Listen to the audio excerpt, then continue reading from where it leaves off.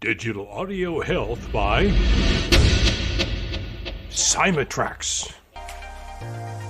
Hey there, parents. In today's episode, we're going to talk about why you should stop spending more time with your family and what you can do instead. My guest today, Mr. Glenn Lundy, I actually met him when I was a judge on the Great American Speak Off. This was a contest for speakers, and Glenn was in the top 4 and ended up winning the competition with his speech on Who Am I? And so we start with that topic, and then we're going to get into a little bit more about how words matter and why we should be spending less time with our family and what we can do instead. Before we get into today's episode, I want to thank our sponsor, Dr. JJ Kelly of Unorthodox Inc. You can go to drjjkelly.com to learn more. If you have a teen or young adult that is experiencing ongoing conflicts in relationships, they're having intense or rapid mood changes, maybe they just can't relax, or they're having trouble recognizing choice. Maybe they're holding in their anger and then blowing up at others, or making reactive or impulsive decisions that they later regret. Maybe they're self-medicating with substances like food, sugar, alcohol, or even busyness. Maybe they're spending too much and they just really don't know how to budget. Or they're feeling overwhelmed. They're avoiding responsibilities, people, or events, and they're just sort of numbing out. Dr. JJ's Get Real program will help. It's going to help them build awareness of their emotional experiences and build a life worth living. To learn more about the Get Real program, go to drjjkelly.com. Thank you, Dr. JJ, for being a sponsor of the No Problem Parenting Podcast.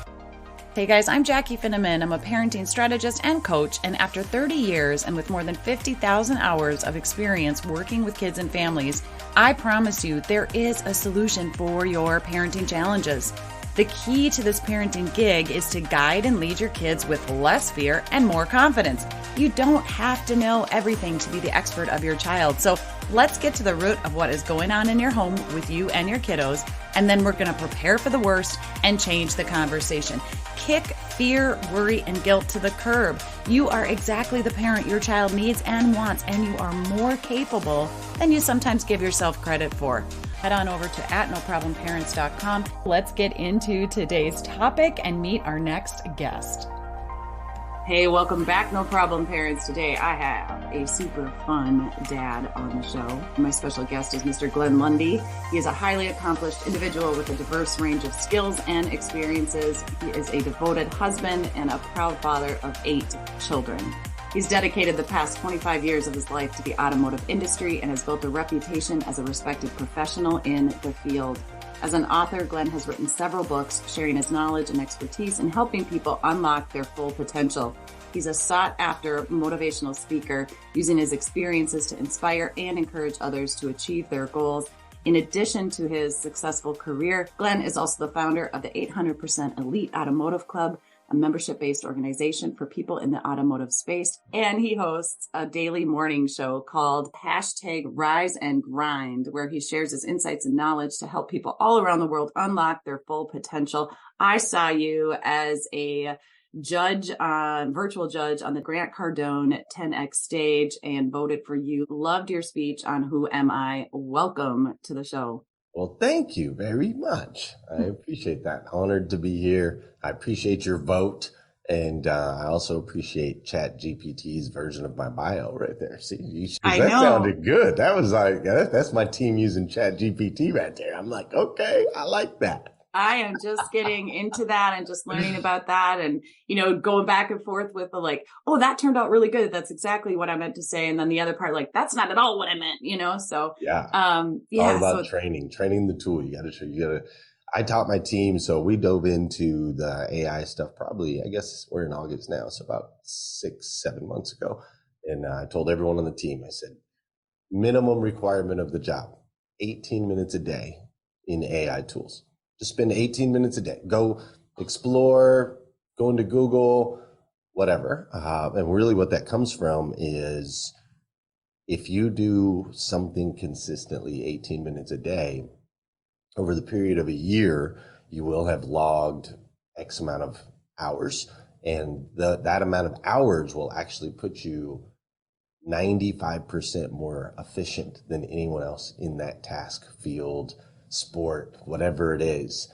So you're now in the top 5% in that world if you just spend 18 minutes a day doing it, because most people won't do that, right? And so I've challenged my team to do 18 minutes a day on the AI world. And then on Thursdays, we have little meetings and they bring to the table like, hey, I found this tool. Hey, check this out. Oh, this is super cool. And it's just completely enhanced our ability to reach and impact more people. I mean, I had a team member over here. He's edited 17 reels. It's 11:30 this morning. He's already edited 17 reels for us today, just using AI tools. So that's a great tip for me as well. So who am I? Tangent already. We're going to go together. I love it. That's just the way I roll a lot of times. So this speech, who am I? I mean, I was glued. It was a 3-minute speech. Sometimes you feel like you have to prepare a 45-minute presentation or whatever. The impact you made in 3 minutes with your Who Am I speech was just profound to me. And I would like to talk about that a little bit, how you came up with that message and that speech, and a little bit about your story. Yeah. So, who am I is a powerful question that everyone, 7.8 billion people that exist on this planet, have asked themselves, can ask themselves, and should ask themselves. So in the Great American Speak Off, it is incredibly important to be able to speak to something that everyone could identify with, right? This is a competition. For those that don't know what it is, it's like American Idol or America's Got Talent, but for speakers. And you have a very short amount of time to engage the audience and give them something that they can take away that's impactful. And so your initial deal is you kind of want to share your story. We typically want to share lessons from our story, but when you're looking at a 3-minute timeline, you really have to get the audience involved right away. Give them a couple pieces of the story so that you can solidify the message, but really you got to make it about them the entire time. And so we started the speech with who am I, right out the gate, because I knew the audience would be able to connect with that. Then very short into, I'm a husband to 1, I'm a father to 8. I battled things like depression and so on and so forth, right? Just a short story. And then we brought this idea of identity through my child, Meredith. So my daughter, Meredith, she's 7 years old. I'm half black. My dad's black. My mom is white. And my wife is white. And most of our kids are some sort of blend of that. So it's very interesting. But Meredith is blonde hair, blue eyes, which her mom doesn't have blonde hair. I don't have blonde hair. Neither one of us have blue eyes. And she came out and shocked us all. And really for me, I was a non-believer in God till I was in my early 30s. I've walked this journey with God for the last 15 years. But Meredith was like just such proof to me that we're far beyond just the physical, right? Because if you take my wife and you take me and you put us together, you don't get blonde hair and blue eyes. Yeah, and yet that's what we got anyway, right? So she's almost like a proof of God in the flesh for me. But we went into that story to help the audience realize that our identity has nothing to do with the flesh. It has nothing to do with what we look like, has nothing to do with our economic status, has nothing to do with anything like that. Our identity is something that comes from within and comes from above, right? And so in 3 minutes, it's like, who am I? Bring them in, connect real quick with a story that makes sense, and then turn it right back around. And through the speech, there was 3 different times where we said those words, who am I? And at one point, we actually had you, the judges, and the audience say those words. I said, close your eyes and just say those words, right? Who am I? It's a profound question. And then we just brought it home. We had to bring the passion, bring the energy, and close the deal. But the entire speech was designed with the intention of let's impact everyone in the audience. And what was crazy, Jackie, is afterwards, like I thought it was a story of kind of black and white. You know, my story, for my story, it was a black and white type thing. But I had so many people come up to me after and say, hey, I was rich and grew up around poor people. I was poor and grew up around rich people. I had a New Zealand accent, but I grew up in Australia or Austria, right? Like, it was crazy how everyone at some point had a story where they felt they didn't belong. In their identity they were trying to attach to something on the outside. And it really comes down to understanding that identity is an inside job, not an outside job. It was absolutely incredible for me when I heard it. I was thinking about, growing up, I really admired my mom. I wanted to be like her. I followed her around. I was very much like her. Everybody told me how much I was like her. And I found, I think, some worth in those messages from people about, oh, you're just like your mom. And I knew my mom was a really good person, kind, helpful, giving, sometimes to a fault, and putting others first and all that. And then as I started getting older and coming into my own kind of independence, there was almost this like, well, now, yeah, I'm like my mom, but I'm myself. So there's this like pushback of I can't be too much like my mom. And I pulled away from her and started making my own path. And then after she passed, it was like, well, wait, I still need her. I'm still like her. I was doing more things like her. And people started saying things to me like, stop being like mom. You're not mom. You're not mom. And I was like, well, who am I? Right. Who am I? And then at work, I was getting into leadership roles and I was taking on more responsibilities at work. And my peers were now, I was coordinating for them or managing things for them. And so they would say things like, you're not my boss, you're not the director. You're not like, and stop micromanaging us and do it. And here I'm thinking, I've always been a helper and a doer and but who am I now? And it was like a 2x4 that hit me across the head just a couple of years after my mom passed. And I did have to search and go, well, who am I? I'm not my mom. I'm not my director. I am but it's hard sometimes when you get caught in those trenches of just doing.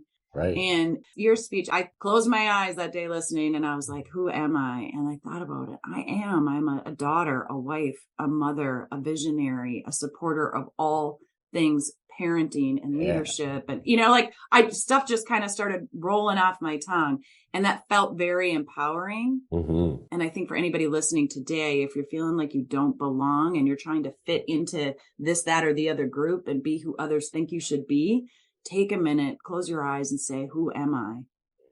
It's really fascinating because typically in today's society, if you ask somebody, who are you? They'll usually go to a role, a title, a job, right? Who are you? Oh, I'm a doctor. Who are you? Oh, I'm a stockbroker. Who are you? Like, it's all these things attached to work. And if you really go back and look historically at how humanity has evolved over time, it's very interesting. This whole concept of working for money or working for someone didn't really come into play until the late 1800s, early 1900s. Like, this is a new concept. So for thousands of years, people's identity was associated with the things that they felt passionate about and the things that they did on the daily, right? And you saw that the family dynamic was strong and powerful in previous centuries, right? Fast forward, Industrial Revolution and technology and so on and so forth. You have the have and the have-nots, wealth gap that's expanded. You have the wealthy versus the worker, and they over time have convinced us all that we are a job, we are a role, we are a peg, in a big wheel. And the reality is that was never God's intention for us. We are far more than that. We are spiritual beings. We are capable of new, innovative ideas. We're capable of creating legacies that last far beyond our lifetimes. Like, we're so capable, but that's not necessarily the message that the media or big government or those in power or whatever would want you to hear, because capable people, spiritual people don't fall in line, right? Mm-hmm. And we need people to fall in line. So it's just really interesting that in today's day and age, if you ask someone who they are, they'll immediately go to a role, a job, a title. And that's part of what we are trying to do through Rise and Grind, through my automotive endeavors, through the stages I speak on, is to ignite what you just shared right there, where you close your eyes and get rid of all the outside and say, who am I in here? And that empowers you to become the best version of you that you can possibly be. And again, in just 3 minutes, you said all of this stuff, which is just like, to summarize. That was the hardest part, by the way, by far. I'm used to like 45 minutes. Give me 45. Yeah, exactly. 3 minutes was tough. I'm a Mrs. Overdo It. I'm a talker, and I just admire people who can like condense, and I'm working on that. You and me both. It's not easy, especially when you have a big clock up on a wall in front of 10,000 people. And they told us when we walked out on stage, like, when that clock hits 0, a big loud buzzer is going to go off. And if you are still talking, you will be disqualified. Like, it was no pressure. Yeah, it was intense. And you did it it looked like with ease. I got to tell you that. We're going to have a link in the show notes of that speech. I was able to find it on YouTube later and I've watched it several times. But yeah, just to be able to say you are not your politics, you are not your skin color, you are not your job, you are not, like all the things. And just to really take a look at that and be like, oh yeah, then who am I? You wouldn't think that'd be such a hard thing to figure out. Right. But we just get caught up in, like you said, all the messages from media and government and our work and our schools, all those things. So you are the father of 8 children. I am?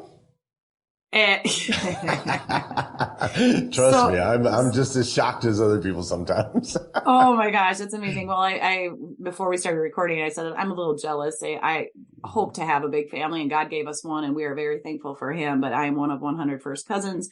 My mom was one of 15. My dad one of 9. So I'm used to being around a big family, and I really wanted that. I really wanted that, but not everything is in our control, right? God was like, let's see what you can do with one. We know you can handle 10 kids when you're babysitting, as a teenager or whatever, but what can you do with one? Tell us a little bit about, how you navigate fatherhood and a speaking career and a host of a show and work and all the things, and still keep that identity. There's really 2 aspects to that. The first, and I think is probably the most powerful and important in my experience, is at some point along the line, I remember being in my area that I write in the morning, and I wrote the word spend on a piece of paper, and then I crossed it out and I changed it to the word invest. And I started to process that. I'm like, okay, wait a minute. When I'm in a conversation with people, they'll say, I'm going to invest in the stock market. And what is the expectation when you invest in the stock market? What would you say is the expectation when you invest in the stock market? You want a return on the investment, right? Like you're going to make some money. Otherwise, you're not going to go do it, right? Right. When you invest in yourself, you expect a return on that investment. When you invest in your business, you expect a return on that investment. I'm going to invest in paid ads on social media. I expect a return on that investment. So when we use the word invest, intuitively, we expect an ROI. That's just natural. Now let's reverse that. Let's think about the word spend. If I spend $5 out of my bank account, I have $5 less, right? I don't expect an ROI on that. And here's what I found. People would say, I'll invest in stocks, invest in business, invest in self. I'm going to spend time with my kids. I'm going to spend time with my family. I'm going to spend time on vacation. I'm going to spend time watching Netflix. I'm going to spend, right? That's natural language. Guarantee you, you'll hear it all the time. Invest versus spend. So I looked at that and I thought, oh my gosh. Okay. If the expectation is a return, how much time do each of my kids do I need to invest to get a return? So Willow, she's 9 years old. Willow is driven by wonder and invention. She's the kid that asks why about everything, and she wants to invent new. And anything that was shouldn't be, and she questions it all, which at times can make throw her through the drywall. But at the same time, I know she's going to change the world, right? Willow requires about a 15-second investment of time to get a return.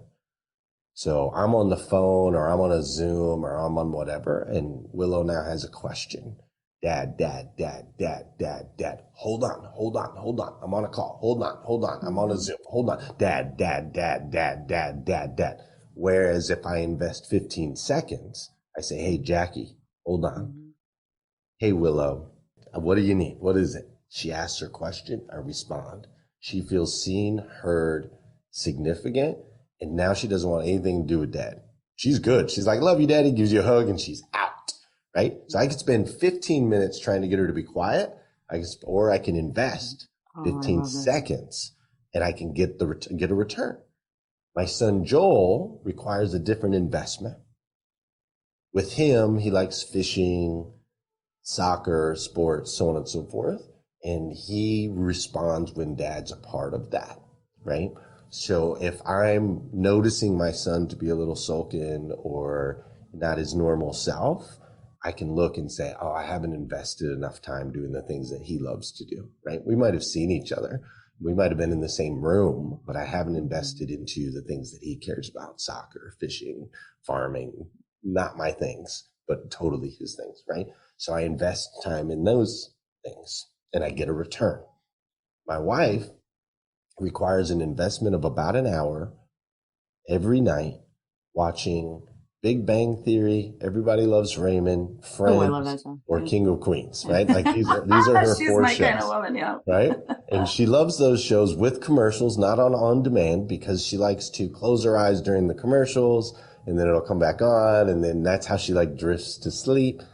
If I invest that hour with her, even if we don't see each other all day, or I've been traveling, or we're running around with the kids, as long as I invest that hour with her at night, I get a great return from my wife. She feels seen, heard, significant. Our relationship is really powerful. In my business, I do automotive training with owners of car dealerships to help them scale their dealerships. I used to spend time going to a hotel on Tuesday night, showing up at their dealership Wednesday morning, spend all day with them while they're in the middle of doing all these other things and distractions. Then we'd spend time together having dinner, and then I'd spend however much time it took to come home on Thursday. That's what it used to look like. What I've built now is I invest 1 hour on Tuesday from 2 to 3 and 1 hour on Wednesday from 2 to 3, where I'm live in front of a Zoom, and they come in and ask any questions that they have. We solve their problems. They feel seen, heard, and significant, and they get back to work. They get a far better ROI on their time, and I get a far better ROI on my time.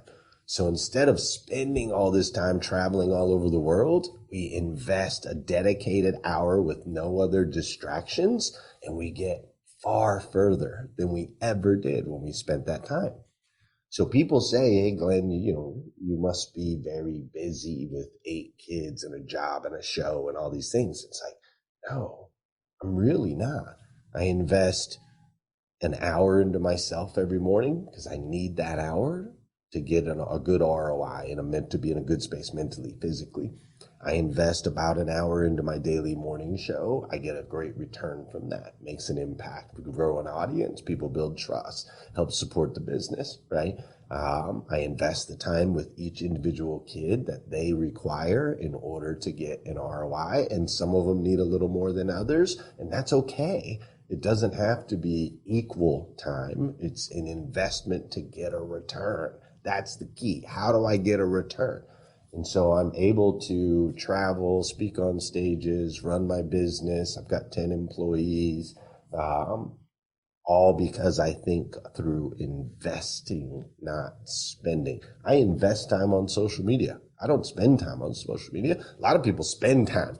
I invest. I'm like, hey, I'm going to invest time. I'm going to see what people are doing that's working. I'm going to make sure to comment on other people's posts so that they see me and I see them. They know that, hey, I'm investing a little time and energy into you. I'm going to like stuff. When I watch Netflix, I'm going to invest time in Netflix. I'm not going to spend time watching some show that matters nothing. I'm going to invest it and say, how can I get a return out of this? And sometimes that return is, I just need mindless for an hour. Like, I'll invest an hour into The Mandalorian because it brings me joy. It brings me some peace, right? Like, I thoroughly enjoy it. I do not feel any regret or remorse when I invest in time in Mandalorian, right? So it's not don't do these things. It's just invest in a way that you expect a return from it, and you'll find you have time to do it all. So intentional. Yeah. And I love that, of the investment versus spend. And that is so interesting that we spend time. I want to spend more time with my family. Now I feel like that's gross. Like, ooh. Yeah, it's gross, right? Why would you go spend? That's a deficit. It's a negative word. Invest time in your family. Next week, I'm going to invest time in my family. We're going to the lake. We're riding on a boat. We got jet skis. Like, we're going to invest 4 days together out on the lake. It's going to be amazing. We're not going to go spend 4 days on the lake. Right. Because then you come back tired, exhausted. You feel like it was more work than it was worth. You're behind on your work. Like, when you go spend time, it never returns joy. When you invest, you get that return of joy. I love it. It's so intentional. It's exciting. It's joyful. It's filled with hope and energy and all the things. Invest the time. With the expectation of a return. That is the most important aspect of it. Is, okay, how much time do I need to invest to get a return? And what you'll find is it's usually a lot less than you think. You know, I got to spend 4 years doing this, or I got to do 10,000 hours. There's that 10,000 hour thing, right? I got to put in 10,000 hours. You know what? I put in, Jackie, I used to go golf in the mornings before work. When I worked in a dealership, I would go golf in the morning, and I would tee off at like 6:30 a.m. I'd play 9 holes by myself. And I did this for years, playing 4 or 5 days a week before work. I did it for years. Guess how good I got at golf? Terrible. I was just as good when I stopped doing it as I was in the beginning. Why? Because I was just spending time on the course. I spent an hour and a half swinging a club every day. No coach, no one to tell me I was doing wrong or what I could be doing better. I didn't invest time in getting better at golf. I just spent time golfing. Completely different, right? So you can go spend 10,000 hours on anything. You're not going to become an expert at it. Invest time. Invest with the expectation of a return. Am I progressing? Am I getting better? Is this working? If it's not, who do I need to ask to help me do this differently? Or what do I need to invest in to make this to where it's actually progressing? I'm actually moving somewhere, right? So if you have that expectation of a return, now when we invest the time, it doesn't take anywhere near as long as we think it does. That is genius. I literally could talk to you all day. You have your daily morning show called #Rise and Grind. Is this the kind of thing that you're talking about on the morning show? Getting people started off for the day and ideas like this, Yeah. So Rise and Grind is motivation, education, inspiration. That's what you're going to get. When you come watch the show, you're going to get motivation, education, inspiration. No politics, no news, no devastation, no destruction, no nonsense. I looked at the world and I noticed that the morning is filled with bad news. And at night, if you stay up late enough, you can maybe get some laughs with what used to be Johnny Carson, Jay Leno, Jimmy Kimmel, and all these, Conan O'Brien. All of the fun, entertaining shows are on at night when most people are in bed asleep. And the day is filled from 5 a.m. till about 10 a.m. with news, violence, destruction. And so I realized, my goodness, man, most people in the world are waking up going right into that. And we wonder why we're in the state that we're in. So we wanted to create a space that is safe, from all of that. It's literally motivation, education, inspiration. You might laugh, you might cry, you might be inspired, but I promise there will never, ever be death, destruction, devastation, politics, all of that stuff. And that's why we created Rise and Grind. And so motivation, education, inspiration, that's what you get. I wrote a book called The Morning Five, 5 Simple Steps to an Extraordinary Life. Anybody can download that book for free. It's an ebook. You can download it for free at themorning5.com. And that is the number 5, themorning5.com. And it's 5 simple steps first thing in the morning. Step 1, never hit the snooze button. Step 2, don't touch your phone first thing in the morning. Step 3 is gratitude and goals. Write down 10 things you're thankful for and then your goals. Step 4 is to take care of the physical, run, walk, or play golf. I don't care. Just get in motion. And then step 5 is to send out an encouraging message.